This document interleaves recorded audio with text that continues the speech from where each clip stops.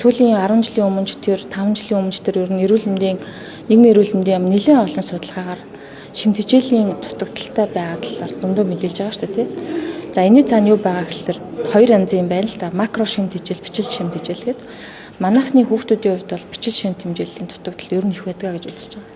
Тэгээ тэрийг юугаар нөхөх вэ гэхээр дан амин димэр ч юм уу бас нөхгүй давхар тэр шимтгийлийг шингээдэг бие организмынх нь өөрийнх нь одоо суур чадал айгүй хэрэгтэй байгаа. За тэрийг бүр багаас нь суулгахын тулд тэр эрүүл хооллол, сүү, нойр энэ тэрийг ингээд дагнасан ийм зүйл хэрэгтэй.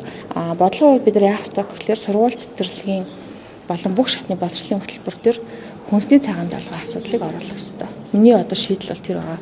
Бид нар хэрвээ өнөөдөр 1-р ангид орж байгаа хүүхдэд хоолнд юу идэх ёстой вэ? Юу нь чиний биеийг тэтгэх вэ гэдгийг багаас нь зааж өгч эхлэх юм бол 10 жил хоолоо идэхдээ дадлага болж өдрийн хоолоо идэнэ, сургалтаараа хичээлээ авдаг.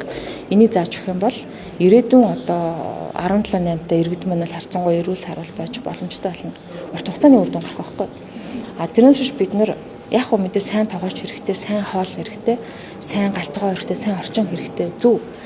Сайн багш хэрэгтэй. Гэхдээ тэр хичээлийн хөтөлбөрт яг нөгөө биеийн тамирын хичээлтэй адилхан нэг анхаарч үзэх хэрэгтэй. Биеийн тамирын хичээлийн цагийг нэмэх хэрэгтэй.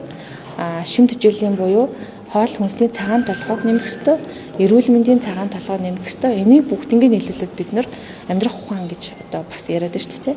Энэ хичээлийн хөтөлбөрүүдийг бид нар одоо өөрсдийнхөө боловсролд оруулах хэрэгтэй.